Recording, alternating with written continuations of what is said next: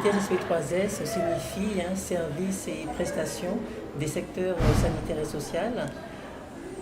Les étudiants, effectivement, peuvent travailler dans des structures sanitaires, sociales ou médico-sociales.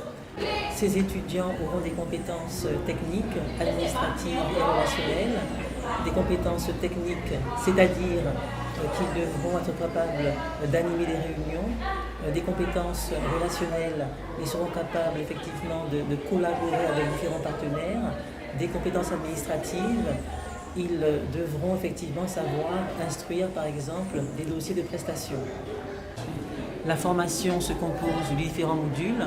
Vous avez le module G qui s'intitule Méthodologie appliquée au secteur sanitaire et social. Dans le cadre de ce module, les étudiants vont apprendre tout ce qui est démarche d'études, démarche de projet, démarche qualité. Vous avez également le module D, communication, où les étudiants vont apprendre à éventuellement organiser des réunions, préparer des animations. Sur les 2 années de formation, vous avez 2 stages.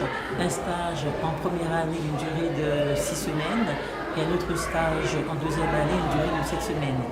Alors ces stages vont permettre aux étudiants d'acquérir de l'expérience, d'être au plus près de la réalité professionnelle et de pouvoir mettre en place un projet qui tende à améliorer le service rendu à l'usager.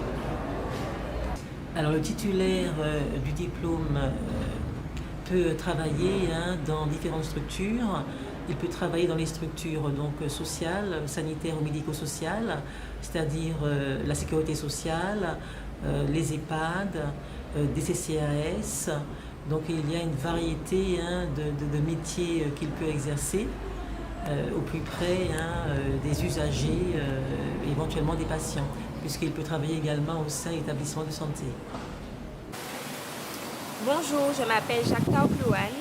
Je suis actuellement en BTS SP3S et je viens d'un bac ST2S. Le BTS SP3S, c'est le BTS Services et prestations des secteurs sanitaires et sociaux.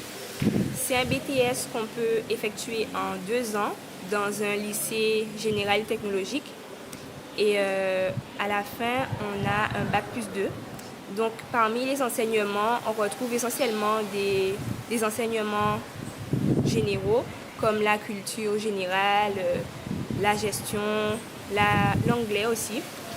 Il y a aussi des enseignements plus spécialisés comme l'institution et réseau, le public, les prestations et services.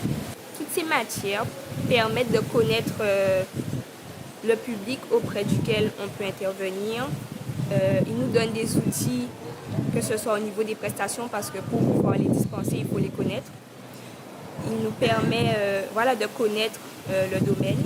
Alors au niveau des stages, on a 2 périodes de stage. Une première période en première année et la deuxième, c'est en 2e année. Donc on doit obligatoirement faire un stage en protection sociale et le second stage dans une structure médico-sociale.